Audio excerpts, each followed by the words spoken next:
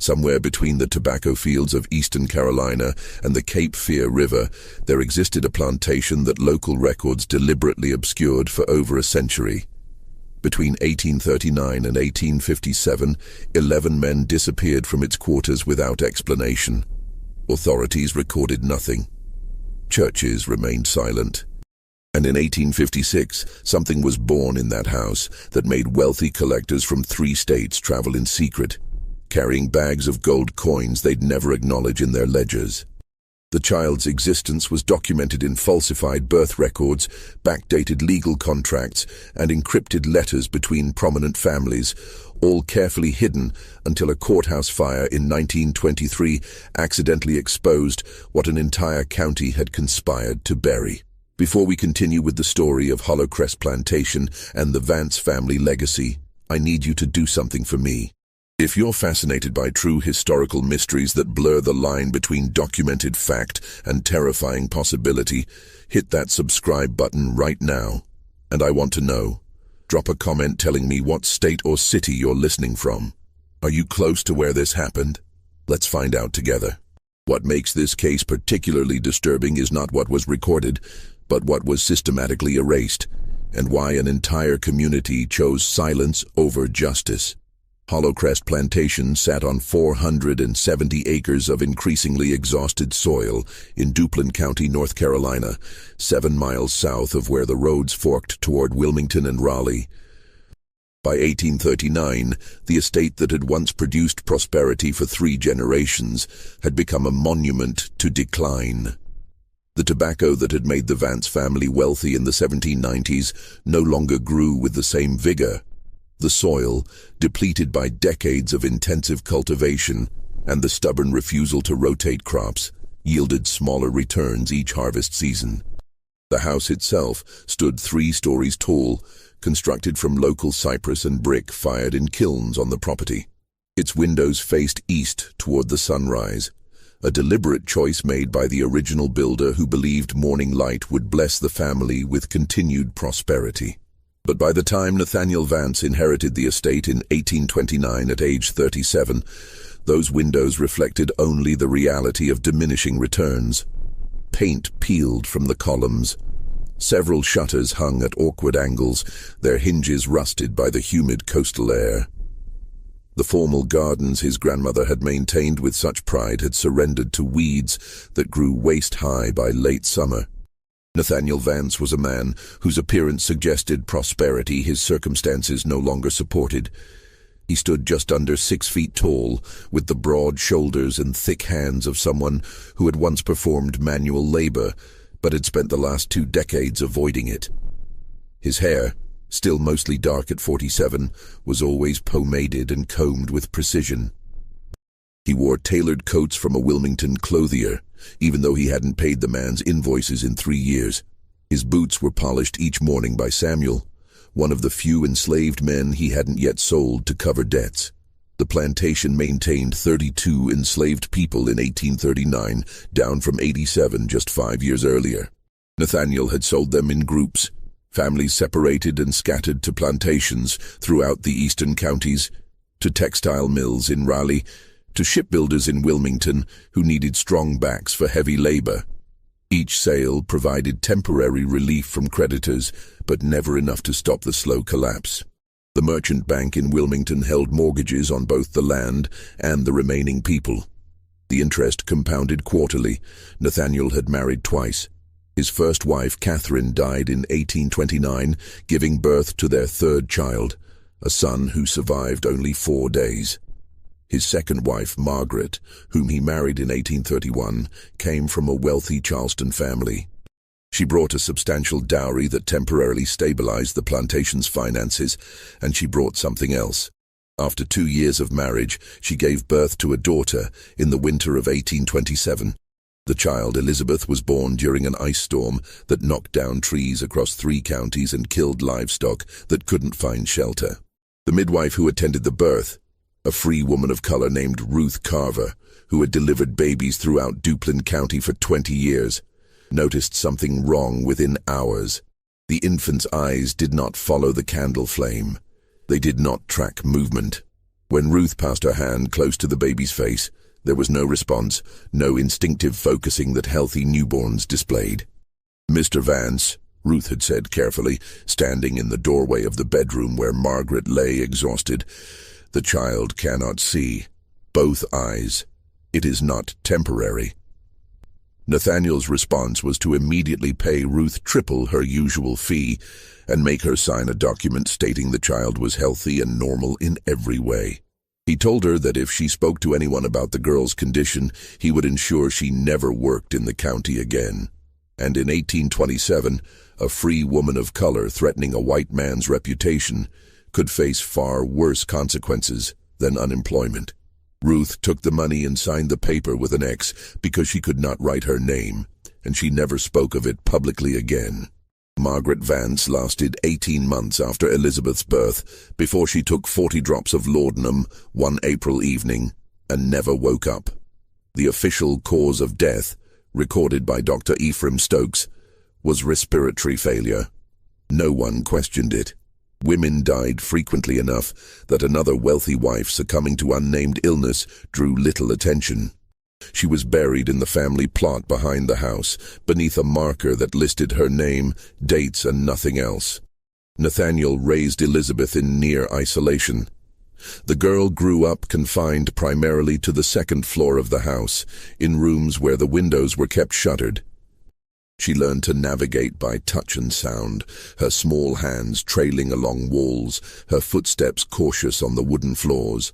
A woman named Ada, one of the enslaved people who worked in the house, cared for Elizabeth during her early years. Ada taught the girl to count, to recognize voices, to understand the passage of time by the meals served and the temperature of the air coming through the shutters. By the time Elizabeth reached age 6, Nathaniel had decided she would not be educated beyond basic literacy. He hired no tutors. She learned to read through touch, her fingers exploring raised letters that Ada painstakingly carved into wooden blocks in secret, working by candlelight after finishing her daily tasks. The girl's world consisted of 14 rooms, one hallway, and a narrow set of stairs she descended only when summoned. The plantation's financial situation worsened year by year. Nathaniel tried various schemes to restore prosperity. He planted cotton one season, but the soil rejected it. He invested in a turpentine operation that failed when the trees produced insufficient resin. He attempted to breed horses, but disease killed 7 of his 12 animals in a single summer. By 1838, he had sold nearly everything of value except the land itself and the people who worked it. He stopped attending church in 1837 after the minister, Reverend Thomas Gaines, suggested from the pulpit that prosperity reflected God's favor, and that financial ruin often indicated moral failings requiring examination and repentance. Nathaniel walked out in the middle of the sermon and never returned, though he continued paying his annual tithe, late and in diminishing amounts, to maintain appearances. The isolation of Hollowcrest increased as neighbors stopped visiting. Partly this was due to Nathaniel's deteriorating temperament and his tendency to dominate conversations with elaborate explanations for why his failures were never his fault. Bad luck, poor weather, dishonest business partners, incompetent workers. But the isolation also stemmed from quiet rumors about the locked second floor, about a child some people had heard crying but never seen, about why Margaret had really taken so much laudanum that spring evening.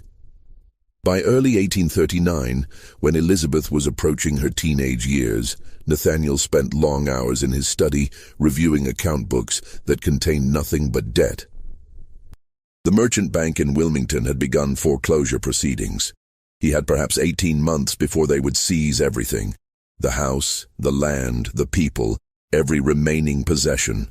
His daughter, blind and unmarriageable by the standards of their society, represented nothing but continued expense. She would inherit nothing because there would be nothing to inherit. It was during one of these long evenings, reviewing documents and drinking whiskey that burned his throat, that Nathaniel discovered something in his late father's papers: a legal precedent a case from 1791 involving a dispute over inheritance and property classifications. The case hinged on a technical interpretation of North Carolina law regarding children born to enslaved mothers versus children born to free women, and the specific circumstances under which a child might be legally reclassified based on parentage documentation. The details were complex, full of legal language that Nathaniel had to read 3 times before he understood the implications. But once he grasped it, an idea formed that was so monstrous, so calculated, that it would have seemed impossible if not for the desperate mathematics of debt that surrounded him. His daughter Elizabeth was free and white by birth, but if she were to bear a child, and if that child's paternity could be documented in a specific way, and if certain legal papers were filed in a particular sequence, then that child might be classified not as his grandchild, but as property of the estate, valuable property, the kind that wealthy collectors throughout the South would pay extraordinary sums to acquire. In the society of antebellum North Carolina, there existed a hidden market for enslaved people with specific characteristics. Light-skinned children, particularly those with documented European ancestry, commanded premium prices. They were purchased as house servants, as status symbols, as evidence of their owner's wealth and taste. The more unusual the circumstances of their birth, the higher the price. And a child born to a blind white woman with carefully documented mixed parentage, such a child would be extraordinary enough to attract buyers willing to pay in gold rather than promissory notes. Nathaniel sat in his study until dawn, working through the legal mechanics. He would need to document everything correctly. He would need physicians who would sign the right papers. He would need witnesses who could be trusted to remember only what they were told to remember. He would need to select the men carefully, choosing for traits that would make the eventual child valuable. And he would need time, several years, to execute the plan before the bank foreclosed. The first light of morning came through the study windows, illuminating dust motes in the air and the scatter of legal documents across his desk. Nathaniel Vance made his decision. He would save his estate through the one asset everyone believed was worthless. His blind daughter on the second floor, who had no idea her father's desperation was about to transform her future in ways she could never have imagined. The moral calculus of slavery had already taught men like Nathaniel to see human beings as property, to value them as commodities, to calculate their worth in dollars and cents. What he planned was simply an extension of that logic, applied to his own bloodline. It was monstrous, yes, but in a society built on monstrous foundations, it was also, by the twisted reasoning of the time, legal, technically legal. Legal enough that with the right documentation and the right silence from the right people, it could work. Outside, morning broke over the exhausted fields of Hollow Crest Plantation. Enslaved people emerged from their quarters to begin another day of labor. Ada climbed the stairs to bring Elizabeth her breakfast, and Nathaniel Vance began writing letters to 3 men he knew would understand what he was proposing and why, because they too were drowning in debt, and they too had learned to see opportunity where decent people saw only horror. The conspiracy was about to begin. The first letter Nathaniel Vance wrote went to Dr. Ephraim Stokes, the physician who had attended Margaret's death and signed the certificate declaring respiratory failure. Stokes maintained a practice in Cannonsville, the county seat, where he served as both doctor and coroner. He was 56 years old, recently widowed, and heavily in debt after his late wife's extended illness had consumed his savings. More importantly, he was the only physician within 30 miles who had the authority to sign birth certificates, medical examinations, and legal certifications without significant scrutiny. The letter was carefully worded. Nathaniel wrote of needing medical consultation regarding his daughter's future welfare, of certain legal arrangements that might require professional documentation, of compensation that would be generous and guaranteed regardless of the estate's other financial difficulties. He did not specify details. Men like Stokes understood that certain conversations happened only in person, in private, where no written record could later surface. The second letter went to Magistrate Calvin Pritchard, who presided over legal matters in Duplin County from an office above a tobacco warehouse in Kenansville. Pritchard was 48, ambitious, and frustrated by his limited opportunities in a county where the established wealthy families controlled most positions of real power. He had accumulated gambling debts in Wilmington, debts owed to men who did not accept delayed payment or negotiated settlements. Nathaniel knew about these debts because Pritchard had approached him 2 years earlier seeking a loan, which Nathaniel had refused. Now that refusal became leverage. The letter to Pritchard mentioned a legal matter requiring expert consultation regarding property law and inheritance statutes, hinting at significant compensation for services rendered. Again, no specifics, just enough to ensure Pritchard would come to Hollowcrest prepared to listen. The third letter went to Thomas Harrington, who operated a brokerage in Wilmington specializing in the sale of enslaved people. Harrington had connections throughout the South, to plantation owners in Louisiana who wanted light-skinned house servants, to wealthy merchants in Charleston who collected exotic acquisitions, to private buyers who paid premium prices for people who met specific criteria. Harrington worked on commission, taking 20% of each sale, and he had never been particular about the circumstances that brought people into his inventory. Nathaniel had sold enslaved people through Harrington before. The man was discreet, efficient, and motivated entirely by profit. This letter was more direct. Nathaniel wrote that he expected to have available within approximately 2 years a unique acquisition that would attract serious collectors. He provided no details about what made this acquisition unique, only that interested buyers should be cultivated in advance and that the eventual sale would be extremely profitable for all parties involved. All 3 men responded within 2 weeks. Dr. Stokes arrived first, riding up to Hollowcrest on a humid afternoon in late March 1839. Nathaniel received him in the study, doors closed, windows shuttered despite the warmth. The conversation lasted 3 hours. When Stokes emerged, his face was pale, but he carried a leather portfolio containing papers Nathaniel had prepared, legal precedents, property law interpretations, medical documentation protocols. Stokes left with a promissory note for $500, payable upon completion of certain specified services. He signed the agreement without hesitation. Magistrate Pritchard came next, arriving after dark to avoid being seen by too many people. His meeting with Nathaniel lasted longer, nearly 5 hours, because the legal mechanisms were more complex. Property classification statutes, documentation requirements, registration procedures, timing requirements for filing various certificates with county and state authorities. Pritchard took extensive notes. When he finally left, well after midnight, he carried copies of the relevant statutes and a promissory note for $800. He also carried Nathaniel's explicit promise that those gambling debts in Wilmington would be settled in full from the proceeds of the eventual sale.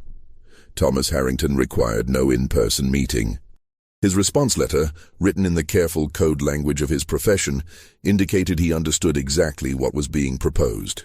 He had 3 potential buyers already in mind: a plantation owner near Baton Rouge who collected unusual acquisitions, a Charleston merchant who operated a private salon featuring exotic servants, and a wealthy Virginia family seeking a particular kind of status symbol. All 3 would pay between $3,000 and $5,000 for the right acquisition. Harrington's commission would be 20%, as always. He suggested Nathaniel begin the process as soon as possible, as market conditions were favorable and discretion was guaranteed. With his conspirators secured, Nathaniel turned to the most delicate part of his plan, preparing Elizabeth. The girl was now approaching her teenage years, navigating her second-floor prison with the confidence of long practice. Ada still cared for her, bringing meals, reading to her in the evenings, helping her bathe and dress. Elizabeth trusted Ada completely. That trust would be essential. Nathaniel began by changing Elizabeth's routine. Instead of taking meals in her room, she was now required to come downstairs to the formal dining room once each week. She was terrified at first. The stairs were a challenge she had rarely attempted. But Ada helped her, guiding her step by step until she learned the count. 16 steps down, turn left, 12 paces to the dining room door. During these meals, Nathaniel spoke to Elizabeth about duty and family obligation. He told her the plantation was in danger, that they might lose everything, that she needed to understand her role in preserving their legacy. He never mentioned specifics, not yet. He simply accustomed her to being downstairs, to following instructions, to accepting that her father's plans were not subject to her understanding or approval. In May of 1839, Nathaniel began selecting the men. He reviewed the enslaved population of Hollow Crest with the cold calculation of someone breeding livestock for market. He wanted specific physical characteristics: height above average, symmetrical features, lighter skin tones if possible, no obvious physical defects or scars. He also wanted men who were young, healthy, and unlikely to resist or attempt escape afterward. The first man he selected was named Jacob. He was 24 years old, tall and strongly built from years of field labor. His mother had been part of the household when Nathaniel's father ran the plantation. His father had been a white overseer who left North Carolina before Jacob was born.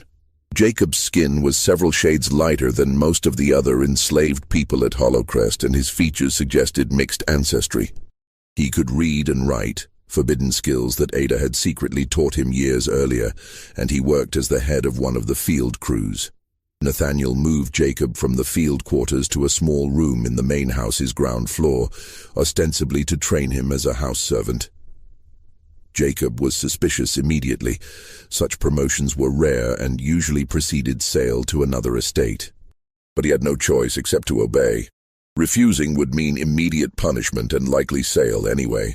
The second man selected was Daniel, 19 years old, shorter than Jacob but quick and intelligent. He worked in the stables, managing the few remaining horses and the 2 mules that pulled the tobacco wagon. Daniel's mother had come from Virginia, sold south when her previous owner died. His father, according to plantation records, was unknown, but his light eyes and straight hair suggested European ancestry somewhere in his bloodline. The third was Isaac, 22, who worked primarily in the carpentry shop repairing tools and buildings. He had a gift for working with his hands, creating tight joints and smooth surfaces that held for years. He was quiet, observant, and careful, qualities that made overseers trust him with important tasks, but also qualities that made him dangerous, because quiet observation meant he understood far more than he revealed. Nathaniel selected 8 others over the following weeks, rotating them into various positions around the main house. Some worked in the kitchen, others maintained the gardens. 1. A man named Samuel, who had been with the family for 30 years, served as Nathaniel's personal valet. All 11 were isolated from the remaining enslaved population, housed separately, given better food and lighter work. The other enslaved people at Hollow Crest noticed these changes and whispered about them in the evenings after labor ended. Something was happening in the main house. Master Vance was planning something. The men being selected were all young, all strong, all being treated with unusual care. But no one knew exactly what was coming, only that it would not be good, because nothing involving unusual attention from Nathaniel Vance ever ended well. During the following years, Nathaniel refined his legal documentation. Magistrate Pritchard visited Hollow Crest several more times, each visit occurring after dark to avoid observation. They reviewed the property classification statutes repeatedly, ensuring every detail was correct. They prepared multiple versions of Elizabeth's birth certificate, one accurate, one falsified, to suggest she was born to an enslaved mother. The full certificate would be filed years hence, backdated to 1827, replacing the accurate document in county records. Pritchard had the authority to make such substitutions, and no one would question his certification. Dr. Stokes continued his periodic examinations of Elizabeth, documenting her physical development with clinical detachment. Nathaniel informed him that the plan would begin when Elizabeth reached full maturity, which by the standards and understanding of their time meant her late teenage years, when she would be physically capable of bearing children safely. Elizabeth knew none of this. She continued her limited existence on the second floor, unaware of the conspiracy developing around her. Ada tried several times to find ways to warn her, but what could she say? The truth was too horrible, and speaking it aloud would result in Ada's immediate sale and punishment. So Ada remained silent, helping Elizabeth learn and grow while knowing that a terrible future awaited the girl. It was an elaborate fiction that rested on a horrible truth. In the legal system of antebellum North Carolina, enslaved status followed the mother's condition. If Nathaniel could create documentation suggesting Elizabeth was enslaved, documentation that no one would challenge because he controlled the witnesses and authorities, then her child would automatically be enslaved as well, regardless of the child's actual ancestry. The fact that Elizabeth was actually his legitimate daughter would be obscured by carefully constructed lies, by backdated papers, by the silence of everyone involved. Magistrate Pritchard began preparing the legal documents, property registrations, ownership transfers, birth certificate templates ready to be filled in years hence. Every document was precisely dated, precisely worded, designed to create an unbreakable legal chain. Pritchard worked alone in his office above the tobacco warehouse, windows shuttered, lamp burning long after midnight. No clerks assisted him, no other lawyers reviewed his work. The conspiracy succeeded because it involved so few people, and because those people were motivated by either debt or greed to maintain absolute silence. Thomas Harrington, meanwhile, cultivated his buyers. He sent carefully worded letters describing an upcoming acquisition that would be unique in the market. A child of mixed ancestry with extraordinary circumstances of birth, educated and refined beyond typical classifications. He did not mention Nathaniel Vance or Hollowcrest Plantation. He only said the acquisition would be available in approximately 3 years and that serious buyers should prepare funds accordingly. 2 of his 3 contacted buyers responded with strong interest and requests to be notified the moment the acquisition became available. Back at Hollowcrest, the 11 selected men continued their new routines, still unaware of exactly what Nathaniel planned for them. They knew something was wrong. The isolation, the special treatment, the way Ada sometimes looked at them with what seemed like pity. But in the system that controlled their lives, questioning the master's intentions was pointless. They worked, they obeyed, and they waited to discover what fresh horror awaited them. Ada knew more than the men. She understood, from fragments of conversation overheard, and from the way Nathaniel looked at Elizabeth during those weekly dinners, that something terrible was being prepared. She tried once to ask Nathaniel directly what he planned.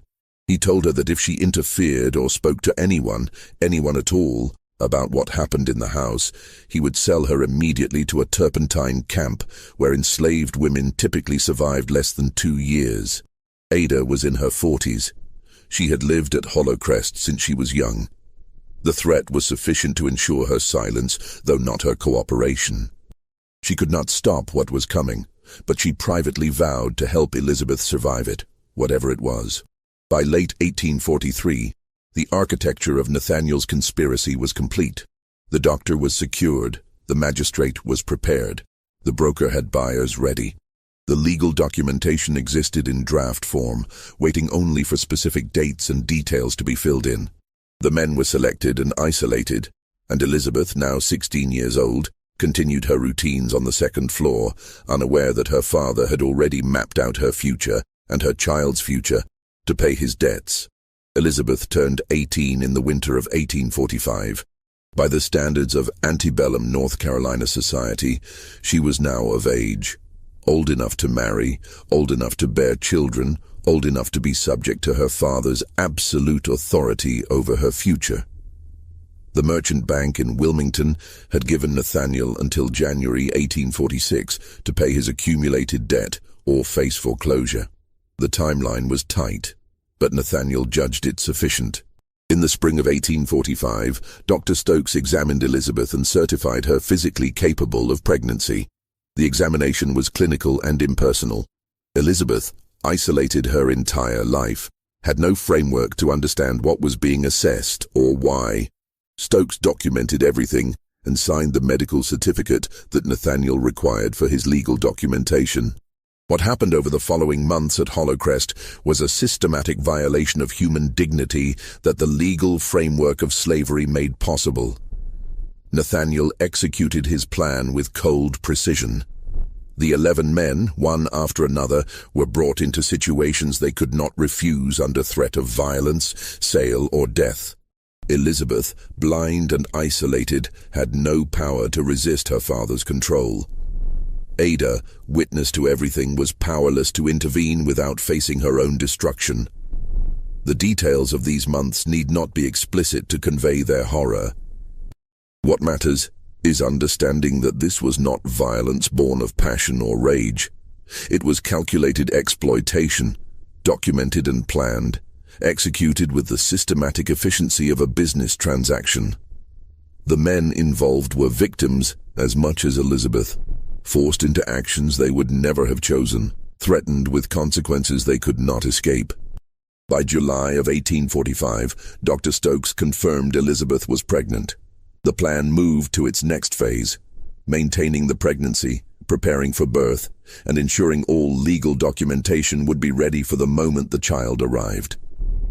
Elizabeth spent her pregnancy in the same second-floor rooms where she had spent her entire life. Ada cared for her, bringing meals the girl barely touched. Elizabeth's body changed in ways that terrified her, movements inside her that she didn't understand, physical discomfort she had no context to interpret. Ada tried to explain, tried to prepare her, but how do you prepare someone for giving birth to a child conceived in such circumstances?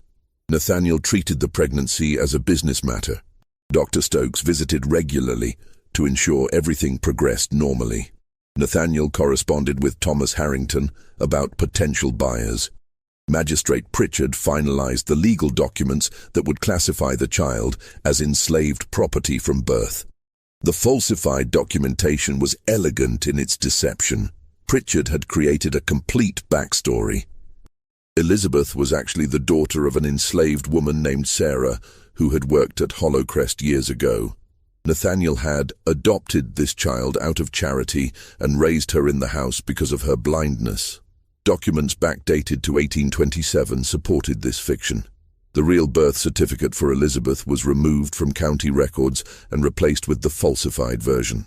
Now, legally, Elizabeth herself was enslaved, which meant her child would be born into slavery automatically, regardless of paternity. In November of 1845, something occurred that threatened to expose the conspiracy. Reverend Thomas Gaines, the minister Nathaniel had stopped attending years earlier, decided to visit Hollowcrest to check on his wayward parishioner. Nathaniel had not been to church in 8 years. The Reverend arrived unannounced on a cold afternoon. They discussed theology and community matters in the parlor. Then Gaines mentioned he had heard rumors that Nathaniel's daughter was unwell and asked if he might visit her to offer prayer and comfort. Nathaniel's mind raced. Elizabeth was now visibly pregnant. If Gaines saw her, questions would arise that could not be satisfactorily answered. "My daughter is resting," Nathaniel said carefully. "She has been ill, and the doctor has ordered complete quiet." "Perhaps another time, Reverend." Gaines, sensing something amiss, pressed gently. But Nathaniel remained firm. The Reverend left troubled but took no immediate action. In a society where men controlled their households absolutely, and interference in family matters was considered inappropriate, Gaines's discomfort was insufficient to trigger investigation. Winter arrived. Elizabeth's pregnancy entered its final weeks. Dr. Stokes prepared for the delivery with the same clinical detachment he had shown throughout. On March 4, 1846, after a difficult labor that lasted nearly 20 hours, Elizabeth gave birth to a son. The child was healthy, with features that clearly showed mixed ancestry, European and African in roughly equal measure. The infant was exactly what Nathaniel had calculated, valuable. Elizabeth, exhausted beyond measure, asked in a broken voice if she could hold her baby. Nathaniel refused. The child was taken immediately for documentation. Ada, standing nearby, felt something inside her break permanently, watching a mother denied her newborn child. Dr. Stokes carried the infant downstairs to the study, where Magistrate Pritchard was waiting with documents already prepared. The birth certificate was filled out. Child born to Sarah, enslaved woman, deceased. Father unknown. Born March 4, 1846, property of Nathaniel Vance. Pritchard signed and affixed his official seal. Stokes added his signature as attending physician. The fiction was now legal fact. The child was given the name Thomas, no surname, as enslaved people typically had none. He was placed with a wet nurse, an enslaved woman named Rebecca, who had recently given birth herself. Elizabeth, recovering upstairs, could sometimes hear the infant crying, but was never permitted near him. Nathaniel immediately contacted Thomas Harrington. The bidding began at $3,000 and quickly rose. By the end of March, the price had reached $4,700, more than enough to satisfy the merchant bank and save Hollowcrest from foreclosure. The buyer who paid the highest price was Charles Rutledge, a plantation owner from outside Baton Rouge, Louisiana. He was 46 years old, wealthy from sugar production, and known among certain circles for collecting unusual human acquisitions for his household.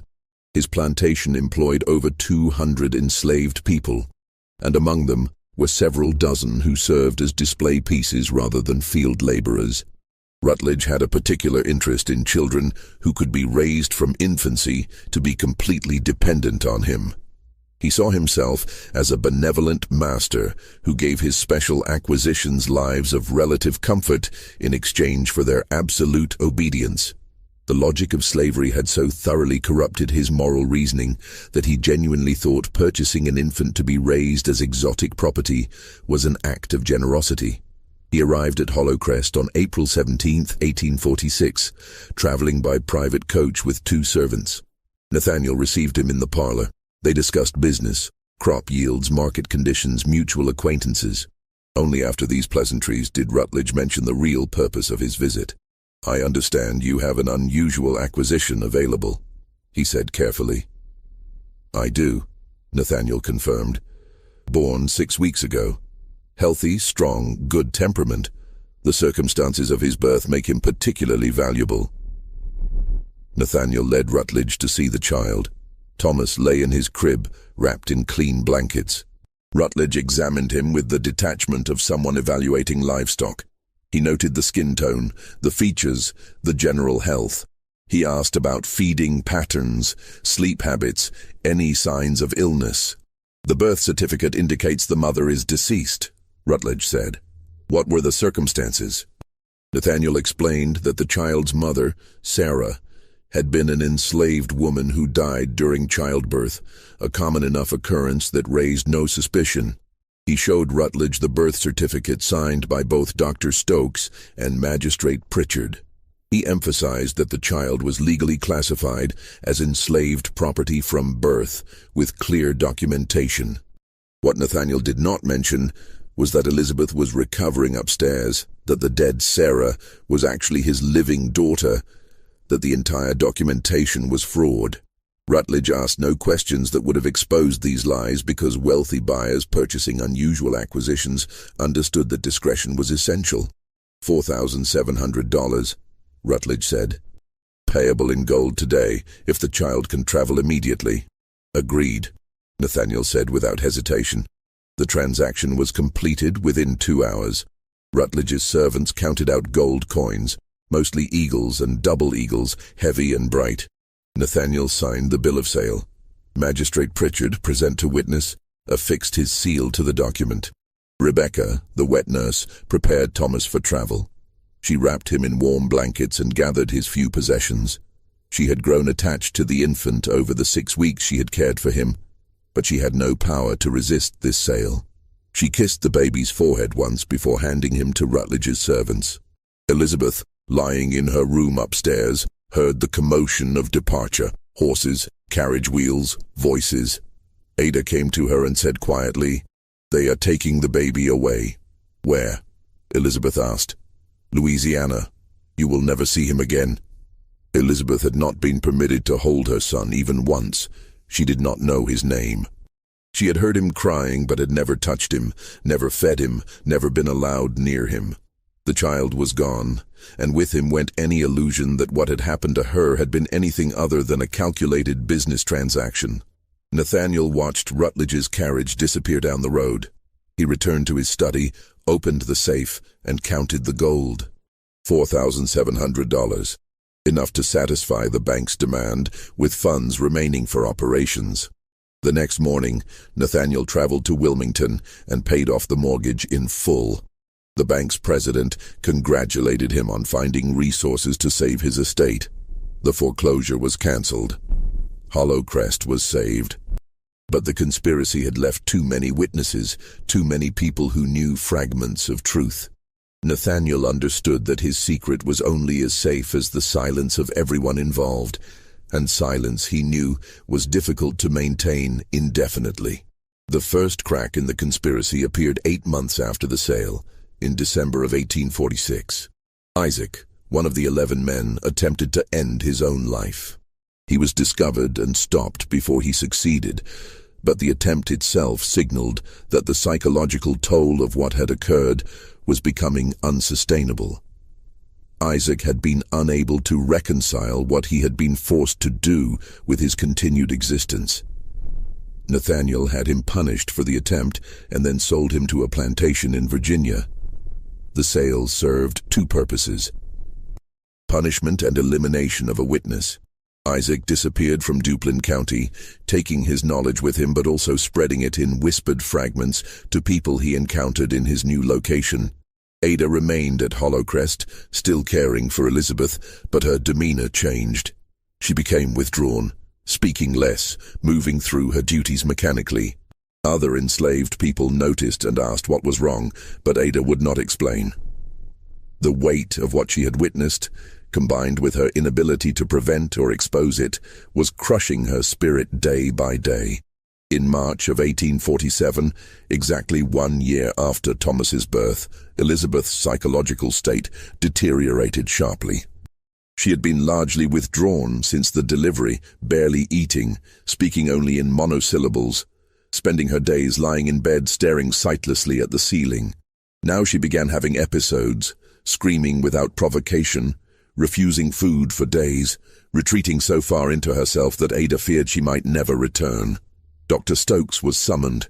He examined her and declared she was suffering from nervous hysteria, a common diagnosis for women experiencing severe distress. His treatment consisted of laudanum and confinement. Elizabeth was kept sedated for weeks at a time, existing in a fog that provided no actual healing, only temporary suppression of symptoms. Nathaniel found her condition inconvenient. She required constant supervision. Ada could no longer manage her alone, so Nathaniel had to assign another enslaved woman to help. The additional attention meant more people aware that something was deeply wrong in the household, more potential witnesses to fragments of truth. In June of 1847, Reverend Gaines made another attempt to visit Elizabeth. He had been troubled by his previous encounter and had heard rumors in town that the daughter was gravely ill. This time he arrived unannounced, hoping to catch Nathaniel unprepared. He succeeded. Nathaniel was away in Cannonsville on business when Gaines arrived. Ada answered the door. The Reverend explained he had come to offer spiritual comfort to Elizabeth. Ada, exhausted and desperate, made a decision that would have consequences. She let him in. Gaines climbed the stairs to Elizabeth's room. He found her lying in bed, thin and pale, eyes open but unseeing, clearly suffering from something far beyond ordinary illness. He sat beside her and asked gentle questions. At first she did not respond, then slowly she began to speak. She told him fragments of what had happened. She did not have clear vocabulary to describe everything, but she spoke of confinement, of her father's plans, of men brought to her room, of pregnancy, and a child taken away. The story came out disjointed and incomplete, confused by medication and trauma, but Gaines understood enough to be horrified. When Nathaniel returned that evening and discovered Gaines had been in the house, he felt cold fear for the first time in years. He found Gaines sitting in the parlor, waiting. "Nathaniel," the Reverend said quietly, "what have you done?" "My daughter is deeply troubled," Nathaniel replied carefully. She suffers from nervous hysteria. Her mind creates fictions. Dr. Stokes has documented her condition. Whatever she told you is the product of illness, nothing more. I do not believe you. Then believe Dr. Stokes. Believe Magistrate Pritchard. Believe anyone in this county who will tell you that my daughter has been unwell for years, and that her words cannot be trusted. Gaines left that evening, but he was not satisfied. He began asking questions in Kenansville, discreet questions about the Vance family, about Elizabeth, about any unusual events at Hollowcrest. He learned about the merchant bank's near foreclosure and the sudden payment that saved the estate. He learned that Nathaniel had been seen with significant amounts of gold in early 1846. He heard whispers about enslaved men being kept isolated in the main house for extended periods. Gaines went to Magistrate Pritchard and expressed his concerns. He did not accuse anyone directly. He knew that would be dangerous, but he asked if there had been any unusual registrations or property transfers involving the Vance estate recently. Pritchard, who had hundreds of dollars of Nathaniel's gold hidden in his home, assured the Reverend that everything involving the Vance family was entirely proper and legally documented. He suggested that Gaines was meddling in matters that did not concern him, and that continued inquiry might be viewed as harassment of a respectable family. The warning was clear. Gaines understood that pursuing the matter further would make him enemies among the county's power structure. He was a minister with no legal authority, no investigative power, and no allies willing to challenge men like Nathaniel Vance and Calvin Pritchard. He recorded his suspicions in a private journal, but he took no further action. The conspiracy held because everyone with power had motivation to protect it. Dr. Stokes had been paid and had signed documents that would destroy his medical license if exposed as fraudulent. Magistrate Pritchard had facilitated fraud and falsified official records. Thomas Harrington had brokered the sale and collected his commission. Charles Rutledge owned a child whose purchase would be investigated if questions arose about the legitimacy of the transaction. And Nathaniel needed the entire structure to remain hidden to preserve his estate and avoid prosecution. The enslaved people who knew fragments of truth had no voice. They could not testify against white men in court. Their word would never be believed over the documented statements of physicians and magistrates. They could whisper among themselves, but those whispers stayed within their own community, never reaching ears that might act on the information. Years passed. Elizabeth remained confined to her room, medicated and broken. Ada grew old caring for her, carrying the burden of witnessing horror she could not expose. The 11 men were gradually sold away, scattered to other plantations where their knowledge became disconnected from context. By 1850, Hollowcrest had stabilized financially. The tobacco fields produced modest yields. Nathaniel maintained a small enslaved population and kept expenses low. He never remarried. He attended church occasionally, maintaining social connections necessary for business. He appeared to be exactly what he claimed, a widower managing a struggling estate, caring for an invalid daughter, doing his best under difficult circumstances. The truth remained buried in falsified documents, in sealed records, in the silence of conspirators, and the powerlessness of victims. Thomas grew up in Louisiana, never knowing his real mother, never knowing the circumstances of his birth, forever classified as property despite being the grandson of a wealthy plantation owner.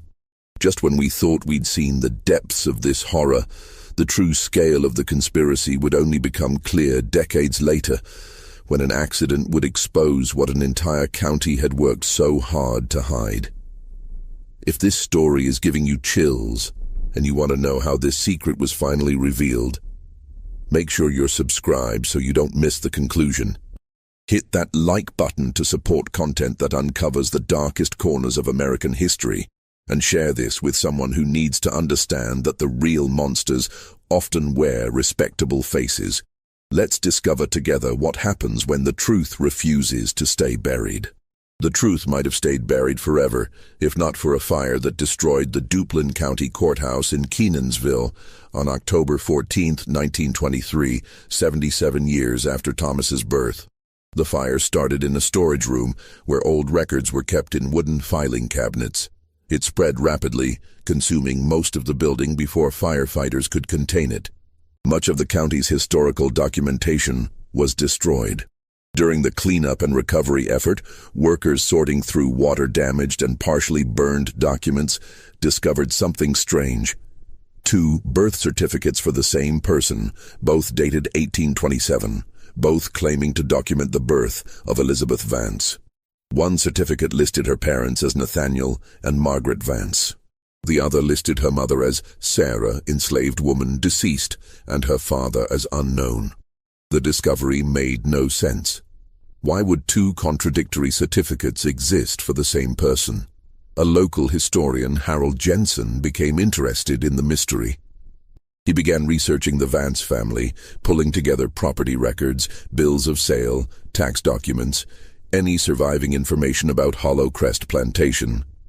Jensen discovered the bill of sale from 1846, documenting the transfer of an infant named Thomas from Nathaniel Vance to Charles Rutledge of Louisiana. The birth certificate for this infant listed his mother as Sarah, enslaved woman, deceased, the same name that appeared on the false birth certificate for Elizabeth Vance. As Jensen dug deeper, he found more inconsistencies.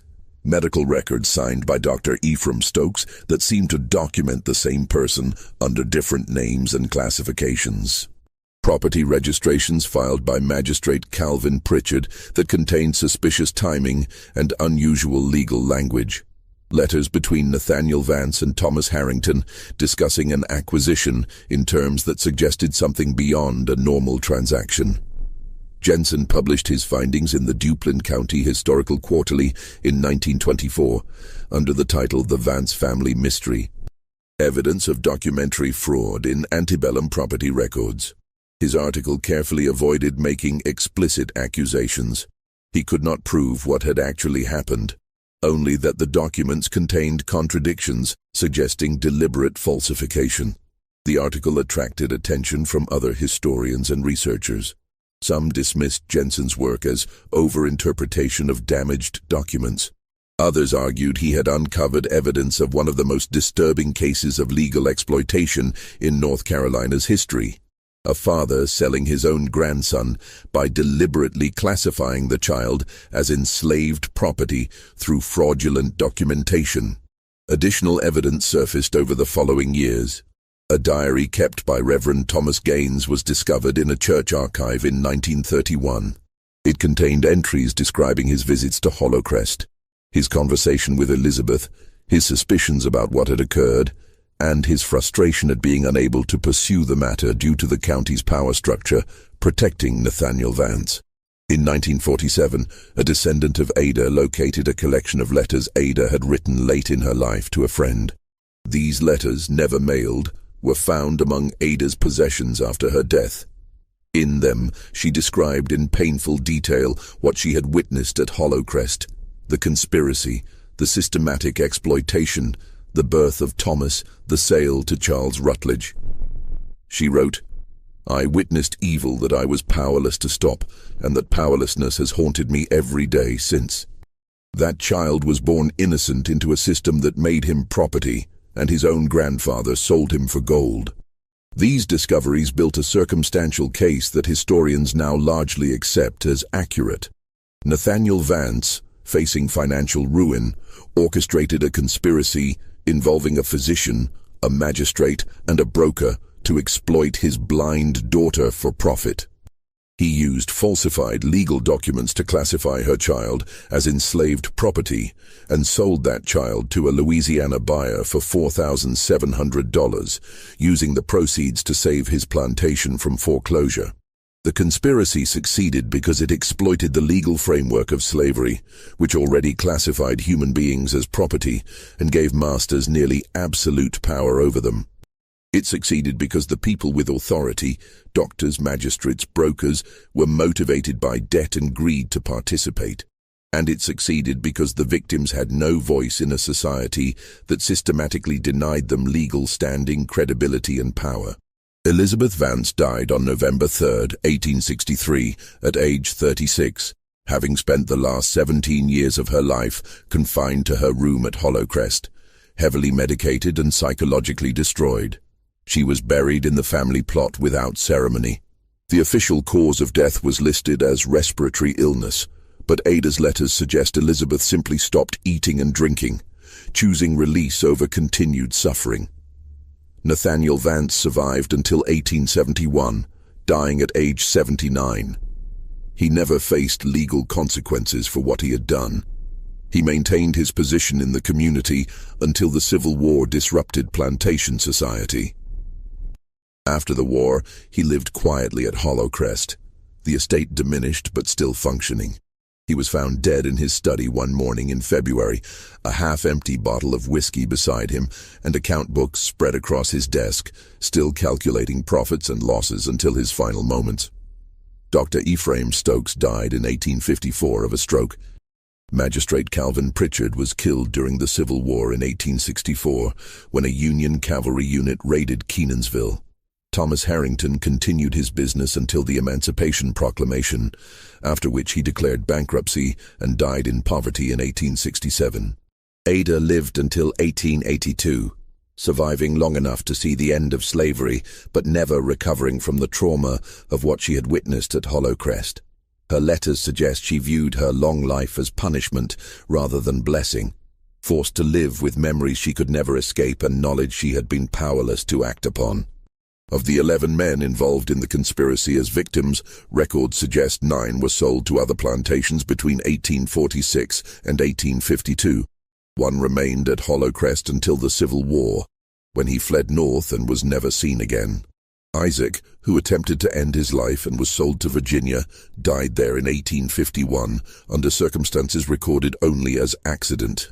Whether it was truly an accident or another attempt that succeeded, no one knows.